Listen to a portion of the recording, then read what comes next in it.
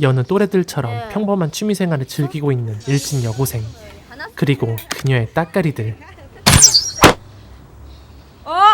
すごい今日命中だね 그녀들 곁으로 오늘의 주인공이자 マジよっせ 베테랑 빵셔틀 ごめんなさい。どこまで行ってたの？お腹すいた 토미에가 심부름을 다녀옵니다. 하지만 늘 그렇듯 バカ中にクリーム入ってるメロンパン買ってこいっつったろ 일진들의 심기를 건드려버린 토미. あーお前ってほんと頭悪いよねボーケ 빵을 잘못 사온 대가는 너무나도 잔혹했으니 動くんじゃないよまた下だよ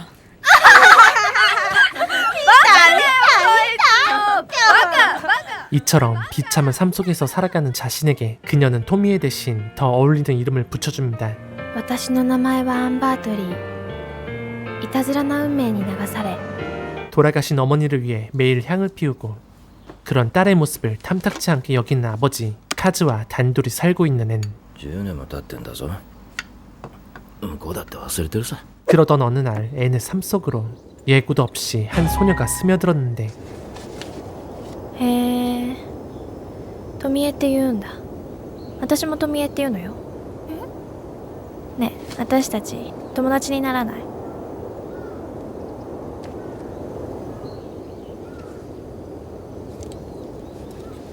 こっちの方が可愛いわ。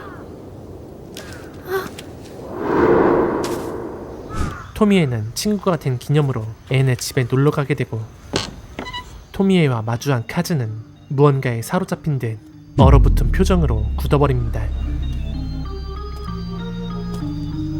그리고 한참 동안 토미에에게서 눈을 떼지 못했죠. 앤의 방 안으로 들어선 뒤 한동안 이곳저곳을 훑어보던 토미에. 그런데 古いし汚いし、オンボロでしょ。ほんと、最悪の家ね。 예의라고는 찾아볼 수 없는 독서를 내뱉고 심지어 コーヒー入れて。はい。 온지 1분도 채 안 돼서 커피 심부름까지 시킵니다. 게다가 정성껏 타준 앤의 호의마저 インスタント。 민망하게 만들어버렸죠. ごめん、今うちそれしかなくて。今度豆買っとくね。 그럼에도 앤은 토미에가 좋았습니다. 아웃사이더였던 자신에게 친구처럼 다가와준 사람은 토미에가 유일했기 때문이었죠.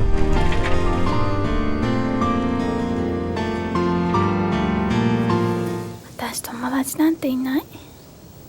トミエさんだけ？ 다만 문제는 토미에는 앤을 私のお人形さん。 그저 장난감 정도로만 여기고 있었다는 것. 한편 얼음 공장에서 얼음 조각가로 일하고 있는 카즈. 그날 오후 평소처럼 퇴근하던 길에 누군가가 그를 기다리고 있었습니다. 君は 그 사람은 다름 아닌 お久しぶり。 딸의 친구 토미에. 娘が何か 그리고 그녀가 찾아온 사람은 あなたに会いに来たのよ。カズくん。 놀랍게도 카즈.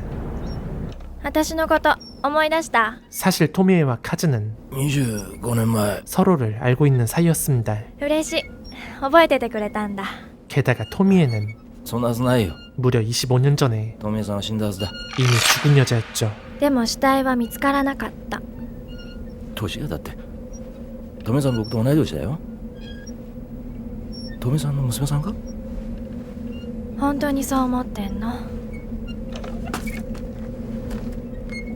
私はトミエ。カズくんの知ってるトミエ。 더 나아가 과거 절친 타지마의 연인이자 카즈 역시 몰래 마음을 품고 있던 여인이었습니다.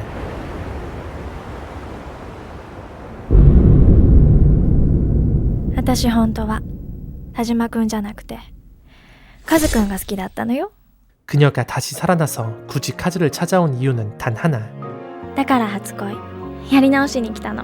바로 카즈와 함께 새 출발을 하기 위해서였죠. 今でも愛してくれる？ 카즈는 여전히 그녀를 사랑하고 있었고 토미에의 유혹은 抱きしめて。 마치 떼어낼 수 없는 거머리 같았습니다. もっと強く。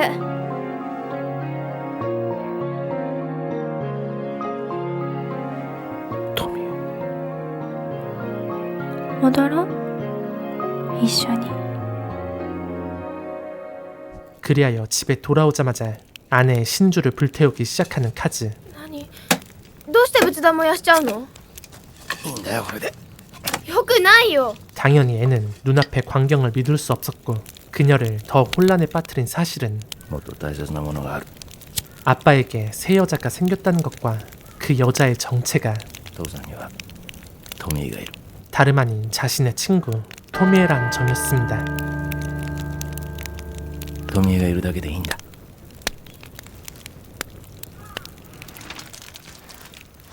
무려 30년 가까이 차이나는 토미에와 새 삶을 시작하려면 무엇보다 체력이 필수. 그때부터 카즈는 지옥 훈련에 돌입하게 되는데 トミー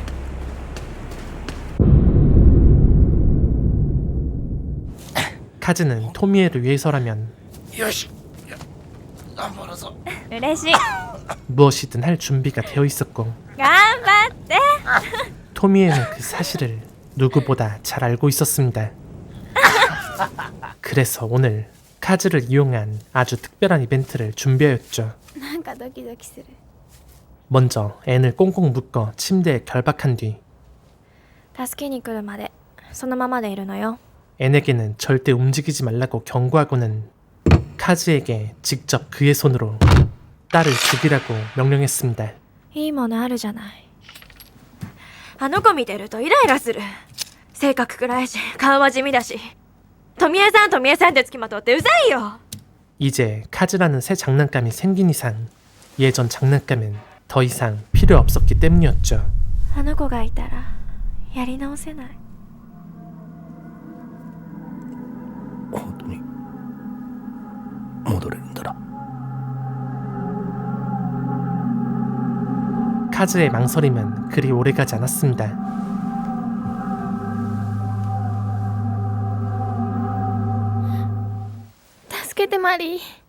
그리하여 딸이 묶여있는 2층으로 발걸음을 옮기기 시작하는 카즈.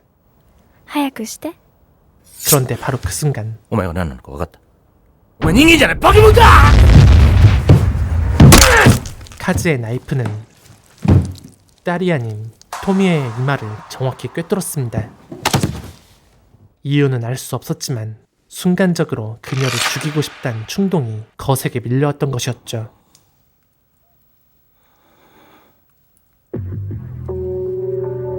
토미의 시신은 공장에 있던 기계로 말끔히 조각냈고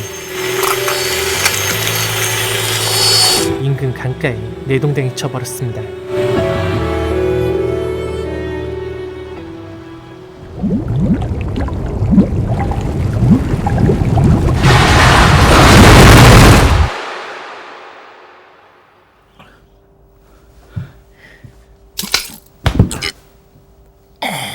하지만 토미에는 아직 카즈 곁을 떠나지 않았죠.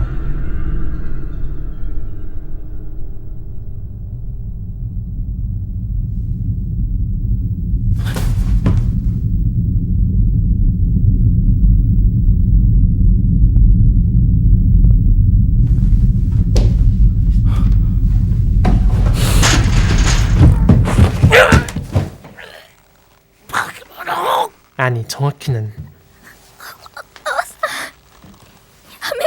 토미에를 죽였다는 죄책감이 카즈를 집어삼키고 있었던 것.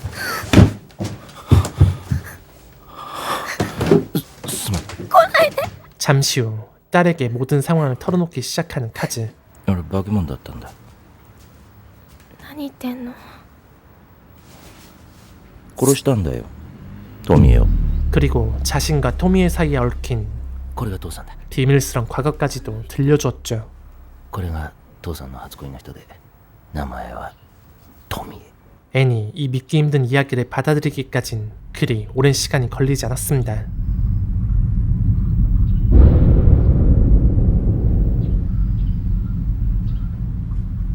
더블하고しに来やがった。だから退治した。バラバラにして捨てた。どこ？川の底。どこの川？ 하지만 자신의 유일한 친구가 죽었다는 사실만큼은 도저히 받아들일 수 없었죠. 그래서 곧장 카즈가 말한 강가로 향하는. 그리고 마침내 토미에의 머리를 찾아냅니다. 그런데 富江さん 놀랍게도 아직 살아있는 토미에. 富江助けて富江私たち友達でしょ 애는 잠시 패닉에 빠졌지만 生きてるのね 곧 자신이 해야 할 일을 깨달은 듯 보였죠. 嬉しいよかった 바로 토미에가 완전해질 때까지 근처 폐건물에서 돌보기로 한 것. どうまあいい 그를 위해선 가출은 피할 수 없는 선택이었습니다. 当分仕事は行けないね。誰が来ても家に入れたらダメだからね。 그렇게 아버지마저 등지고 토미의 다마고치 모드에 돌입한 앤. 하지만 그런 헌신이 무색하게도 飽きた 토미의 태도는 私赤ちゃんじゃないのよもっと味のあるもの食べさせて 점점 더 오만해져 갔습니다. フカヒレの姿にフカヒレの姿にホテル小倉のトーカリンのが絶品なの作れるなんとかする。 그럼에도 하루가 다르게 자라나는 토미에를 보며 앤은 묘한 뿌듯함을 느끼고 있었죠.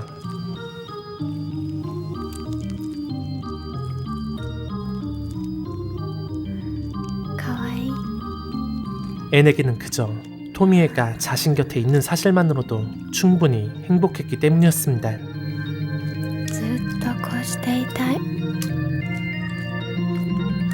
때로는 유모차에 태워 햇볕을 쬐어주는 일도 잊지 않았죠. ダメですね新米ママはこんなに着込んでちゃいるんじゃねえよ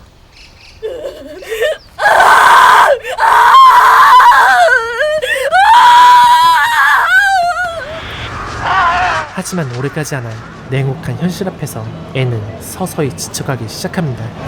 돈은 점점 바닥나고 있었고 토미에와 둘이 지낼 만한 제대로 된 공간조차 구하지 못한 상황이었죠. だよな何やったのよ私を殺す気 게다가 토미에의 불평은 좀처럼 줄어들 기미가 보이질 않았습니다. せっかく東京に来たんだからもっと美味しいもの食べようよキャビアがいいなハイアットホテルのグランドール近いんじゃないお金がないの。お金ないのに出てきたの計画性ないな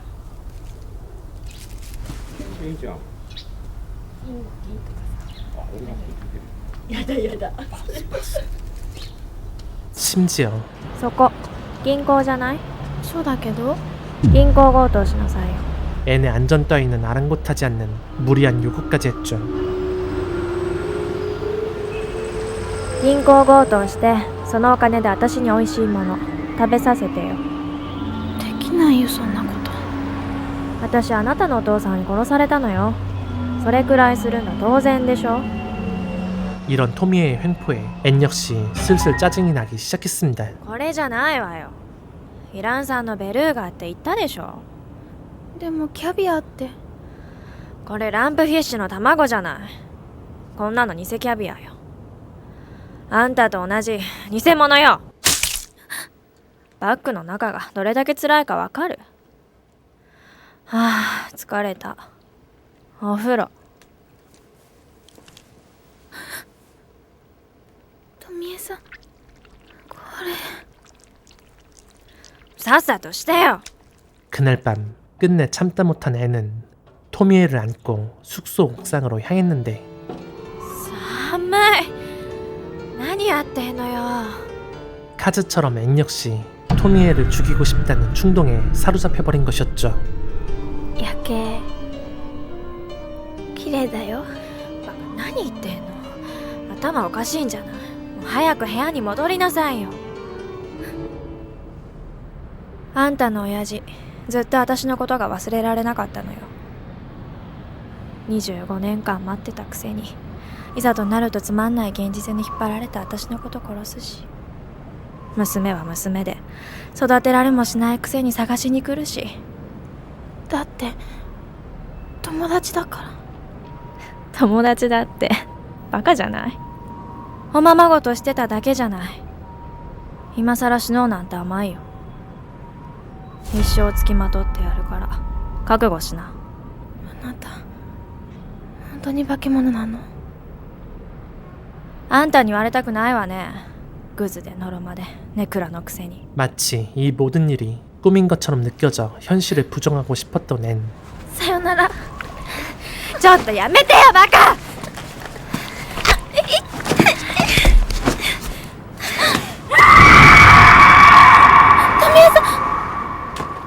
그렇게 열렬히 사랑했던 친구를 차가운 바닥 아래로 던져버리고 말았습니다.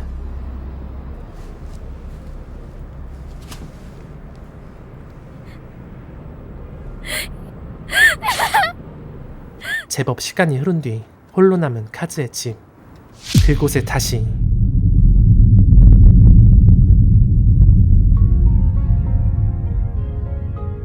토미에가 모습을 드러냅니다. カズくん会いたかった。初恋やり直しましょう。本物のトミーなのか？ 하지만 이 모든 전개를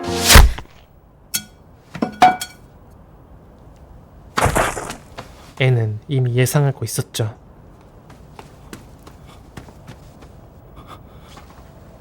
トミーはまた来たね。 이들 앞에는 이미 정해진 운명이 놓여 있었습니다. また生き返るよきっと。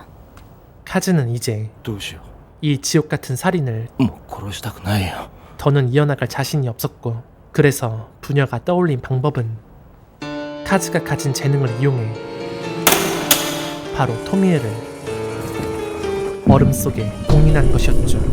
그녀를 죽이지 않고도 마치 하나의 예술작품처럼 영원히 토미에를 안전하게 지켜볼 수 있는 그야말로 잔대가리의 끝판왕이었습니다.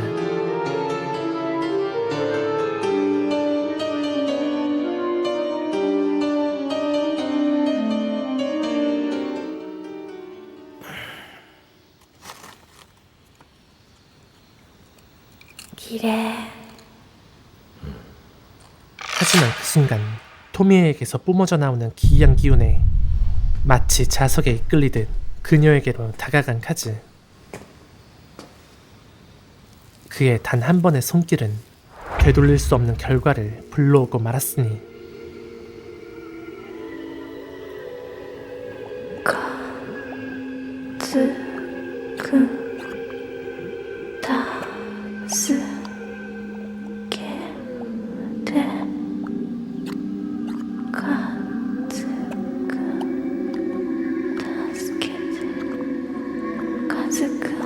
토미에는 또다시 카즈를 홀려버렸고 どうしたの？ 결국 카즈는 참지 못하고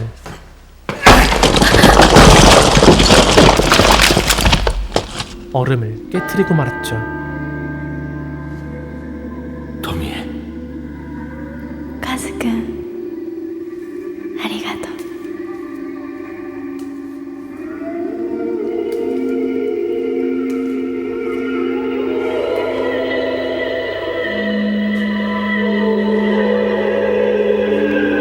やめてお父さん、それ化け物だよ。 고마운 카즈에게 보상도 해줬으니 今なんて言った？ 이제 남은 건 복수뿐. 化け物。許せない。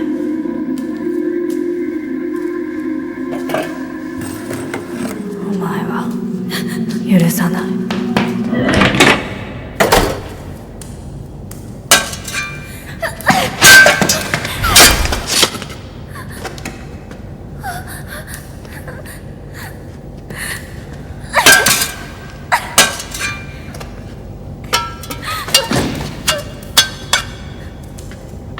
私からは逃げられない。今さら初恋やり直しに来た。バカじゃないの。一体何しに来たの？あなた素直じゃないのね。本当は私のことが羨ましいんでしょ？私は綺麗で死なない。みんなが望んでることなの。あんたはどうなの？卑屈に生きて年を取って醜くなって誰にも相手にされなくなってしまいには真っ暗な墓の中よ。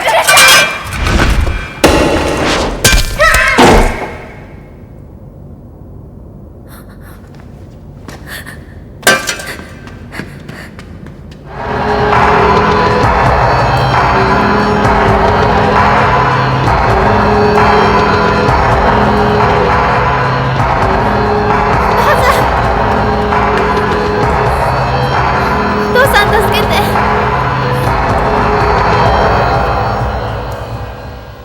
카즈는 이제 お父さん早く。 한동안 흔들렸던 자신의 노선을 확실히 정했습니다. カズくん殺して。お父さん来るよ。俺は富江が好きなんだ。そうそれ殺して。 그리고 그가 택한 길은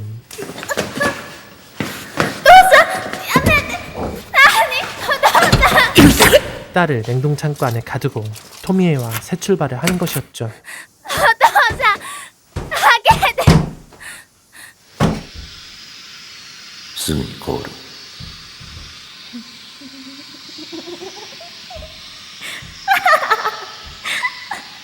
今度はあんたが氷漬けにされるんだって。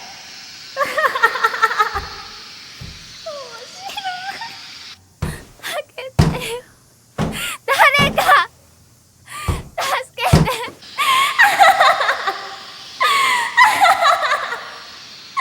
그렇게 경박하게 웃어대는 토미에의 손을 붙잡은 채 그는 유유히 공장을 떠났습니다.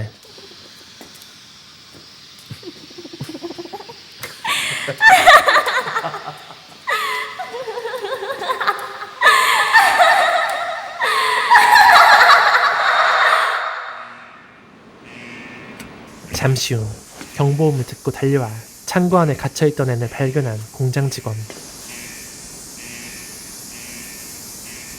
警察に連絡したよ。 다행히 애는 무사했죠. 그녀가 살아남을 수 있었던 이유는 倉庫の設定温度が高かったのが不幸中の幸いだよ。普段はもっと低いんだよ。君を倉庫に閉じ込めた犯人が設定温度を上げたんだろう。 카즈가 일부러 딸이 죽지 않도록 창고의 온도를 높여두고 떠났기 때문이었습니다.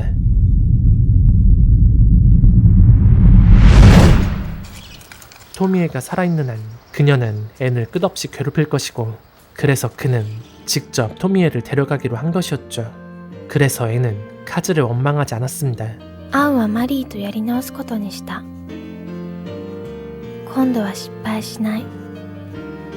いい子に育てる。本当の親友を作るの。悩み事が話せて心から信頼できる友達を。 다만 영원히 자신의 편이 되어줄 친구를 다시 한번 바랬을 뿐.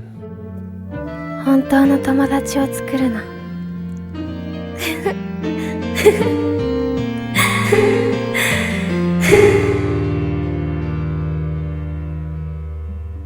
너무나도 유명한 이토준지의 원작이자 5번째로 영화화된 토미의 금단의 열매는 아름다운 소녀의 모습으로 나타나 또 다른 소녀의 삶 속으로 스며들어 그녀의 인간관계를 망가뜨리고 주변 사람들을 광기와 살인으로 몰아넣는 불멸의 악마를 그려냅니다. 원작의 기괴한 캐릭터성을 충실히 재현했으며 저예산의 한계를 완전히 벗어나지는 못했지만 비주얼적으로는 음산하고 불길한 분위기와 색채를 꽤 인상적으로 포착해냈죠. 특히 안도 노조미의 토미의 연기는 교활하고 자기중심적인 토미의 본질을 정확히 구현해내는데요. 사실상 캐릭터가 전부라고 해도 될 이 작품에서 그녀의 연기가 대부분을 책임졌다고 해도 과언이 아니라 생각됩니다. 이 작품은 단순한 시각적 폭력보다는 토미에라는 존재가 주변 인물들에게 남기는 심리적 파괴에 더 집중합니다. 저는 그 점이 오히려 더 인상적으로 다가왔고요. 개인적으로 토미의 원작 만화를 오래도록 사랑해온 팬으로서 이 작품이 토미에를 고어가 아닌 다른 방식으로 해석해냈다는 점도 상당히 흥미롭게 느껴졌습니다. 절대 끝나지 않는 아름다운 독약 같은 존재 토미의 금단의 열매 소개해드리며 저는 다음 작품에서 다시 찾아뵙겠습니다. 헬모비였습니다.